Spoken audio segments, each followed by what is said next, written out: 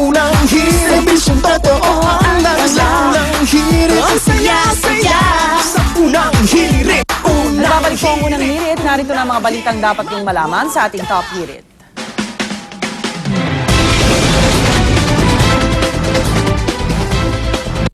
Bahagya pong bumuti ang lagay ng comedy king na si Dolphy. Pero nananatili pa rin daw kritikal ang kondisyon nito. Ayon sa pamilya Quezon, sumailalim kahapon sa dialysis si Dolphy. At ipagpapatuloy daw nila ito hanggang kaya ng katawan ng kanilang padre de pamilya. Dahil sa dialysis, nabawasan daw ang banta ng organ failure at nalinis din ang ilang toxin sa kanyang katawan na nakaapekto sa nangihina niyang bato. Pero mababa pa rin daw ang kanyang platelet count at may pagdurugo sa loob ng kanyang katawan. Sa ngayon, hindi pa raw matukoy ang sanhi nito. Samantala, dumagsa naman ang mga bisita kay Dolphy sa ospital kahapon. Ilan sa mga namataan sa Makati Medical Center ang superstar na si Nora Honor, Carmi Martin, Liz Alindogan at ang singer-composer na si Anthony Castelo. Patuloy po na nakaantabay ang pamilya Quezon sa resulta ng isinagawang dialysis kay Dolphy kahapon. Bagamat nananatiling kritikal ang kanyang kondisyon, patuloy daw na bumubuti ang lagay ng comedy king. Nakaantabay pa rin si Ivan Mayrina sa Makati Medical Center. Ivan. Yes, Ray, may good news at bad news nga sa lagay ng ating comedy king. Yung good news, tulad nga ng nabanggit mo, nag-respond ng maayos ang kanyang katawan sa dialysis, na save o na-avert yung possibility of organ failure at nalinis yung mga toxins sa kanyang katawan, pero nagkaroon nga siya ng hemorrhaging o yung pagdurugo. Maliban sa dialysis ay maraming mga blood test din ang sinasagawa sa kanya at sinasalinan din siya ng dugo dahil as of yesterday ay mababa pa rin ang kanyang platelet count. Yung update kaugnay sa isinagawa mga tests sa kanya sa nakalipas na magdamag, yan ang ating pilit na kukunin at ihahatid namin sa inyo as they become available. Samantala yan muna ang update mula dito sa Makati Medical Center. Balik muna sa inyo, Rhea. Alright, maraming salamat, Ivan Mayrina. At isa nga po sa binabantay ngayon ng mga doktor sa kalusugan ng hari ng komedya na si Dolphy ay ang pagkakaroon niya ng kondisyon na tinatawag na toxic metabolic encephalopathy. Kabilang po sa naranasan ng taong may ganitong kondisyon ay ang pagkaantok, disorientation o kaya pansamantalang pagkakalimot. Ayon sa neurologist na si Dr. Aiza Salonga, kadalasan daw itong nangyayari sa mga taong may edad na at may problema sa ilang vital organs tulad ng bato, atay at baga. Dahil sa infeksyon sa vital organs, pati ang paggana ng utak ng isang tao apektado.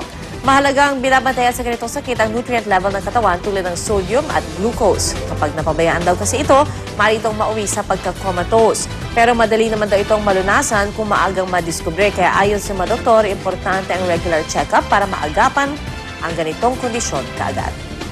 Marami naman pong henerasyon ang pinangiti ng hari ng komedya na si Dolphy dahil sa kanyang mga ginawang pelikula at sitcom. Kaya naman paniwala ho ng ilang grupo, marapat lamang na siyang hiranging national artist. Nakaukit na nga ho sa isip ng mga Pinoy ang mga karakter na ginampanan ni Dolphy, gaya po ni John Puruntong sa programang John and Marcia. Dagdag pa rito ang mahigit 200 pelikulang ginawa niya.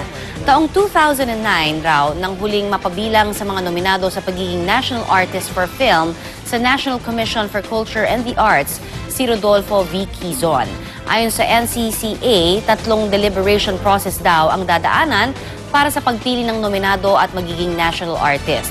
Umabot lamang sa ikalawang deliberation process si Dolphy dahil kinulang siya ng boto mula sa mga hurado na mga eksperto sa larangan ng sining at pelikula.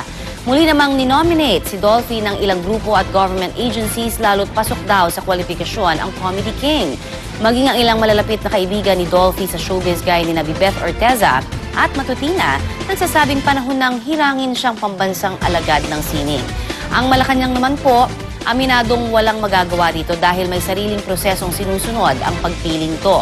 Matatanda ang ginawaran na ng Malacanang si Dolphy ng Golden Heart Award with the rank of Grand Caller, ang pinakamataas na parangal na ibinibigay ng Pangulo sa isang private citizen. wala ni isang tao, I think, na magko-contest if nagawa rin siya ng National Artist Award. Marami siyang pinatawa. Tayong lahat, sinasabi, ginakano ng John and Marcia. Hindi, at saka siya Sige talaga nga. ang nag-iisa lamang sa ganyang larangan na nasimulat sa pool. Sinundan ngayon ng mga komedyante natin. Di ba? Kaya Siya yung, pero yun nga, siya yung level na. pero yun nga, sinasabi, kailangan dumaan sa proseso kasi baka doon magkaroon ng mga ano na, dahil may ganitong kondisyon, minamadali. Yung Kasi ang ganon. bagal. Ang bagal eh. Ang bagal lang eh. Kung kailan nagkakasakit yung mga Kakalungkot. institusyon na sa industriya, tsaka palang nila naiisipan na ganyan. Oo, tagal na no, di ba? Oo.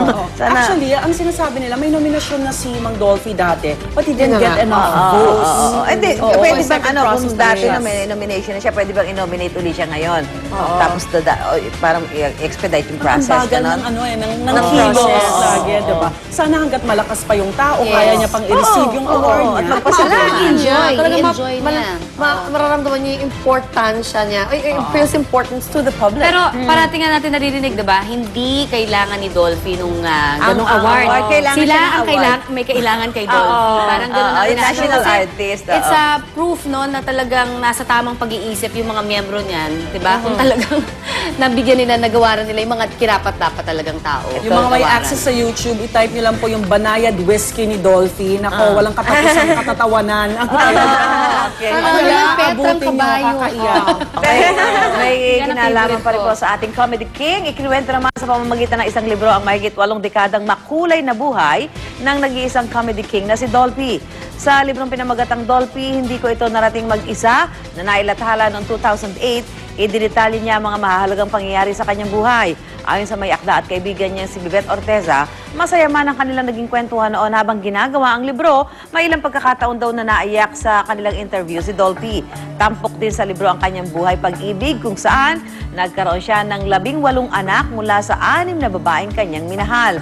Naikwento rin ni Direk Bibet ang restaurant na madalas daw tambayan ni Dolphy mula pa noong 1950s. Ayon sa may-ari ng restaurant, noong nakaraang taon daw, huling kumain doon si Pidol. Pero ngayong nasa ospital siya, pinadadalhan na lamang daw nila ito ng pagkain. Kaya yung restaurant yun. When he talked about his parents, talked about his mother, makainaanti to Dolphy eh. And then when he talked about thinking na hindi niya na makikita ulit si Randolph, naiyak siya doon. When he talked about Shasha, about his operation, basta pamilya. Pamilya at saka kaibigan. We got very emotional talking about FPJ. Sabi totoo nga daw kahit yung mga anak niya sa iba't ibang babae, ano, itong mga anak niya parang hindi nagturingan na half brothers or half sisters. Talagang parang Full-blooded pamilya sila. talaga. Samantala na ibalik naman ang kredibilidad ng boxing ng ilabas ng World Boxing Organization WBO panel. Ang resulta ng kanilang investigasyon sa Pacquiao-Bradley fight kung saan lumabas na si Pacquiao ang tunay na nanalo. Ay kay Pacquiao, hindi na raw sa kanya mahalaga na makuha ang belt dahil importante daw na mabura ang mga pagdududa ng boxing fans sa resulta ng laban. Tingin naman ng asawa ni Manny na si Jinky, bahagi lamang daw ng plano ng Diyos ang nangyari. Masaya ako dahil lumabas yung katotohanan, kung anong totoo at salamat sa investigasyon na ginawa ng WBO at ng Nevada Athletic Commission at naibalik yung tiwala ng mga tao, yung tiwala ng mga tao sa boxing. Very obvious naman na panalo siya. So, hindi na parang nakapagtataka na yun ang desisyon nila kasi kitang-kita naman na panalo talaga siya. Mamaya sa ating talakayan with Igan, pag-uusapan natin ang resulta ng review ng WBO sa bakbakang Pacquiao-Bradley. Kaya kayo rin po ay pwedeng makibahagi sa aming talakayan. Mag-post lamang ng iyong opinion at tanong sa official Facebook page ng Unang Hirit, facebook.com/Unang Hirit. O kaya sa aming Twitter account gamit ang @UnangHirit. Idagdag lamang ang aming hashtag sa inyong tweets. At balitang Pacquiao pa rin po tayo. Bukod sa good news na hatid ng resulta ng investigasyon ng WBO sa Pacquiao-Bradley fight, May panibagong blessing si pambansang Kamao at Sarangani Representative Manny Pacquiao. Yan po ay ang bago niyang helicopter. Ayon sa fighting congressman ng Sarangani, segunda mano niya itong nabili. Importante raw ito sa kanyang trabaho bilang congressman dahil magagamit niya ito tulad na lamang sa pagdadala ng relief goods sa mga nasalanta ng baha nitong bagyong Butchoy. Mapapadali rin daw ang pagpunta niya sa mga malalayong lugar gamit ang chopper, lalo't maraming lugar daw sa kanilang probinsya ang hindi kinakayang abutin ng land transportation. Pero tumanggi siyang sabihin kung magkano ang pagkakabili niya sa kanyang chopper. Teka, siguro ba? Ano pakabili niya kay... Di ba may figures na sila eh?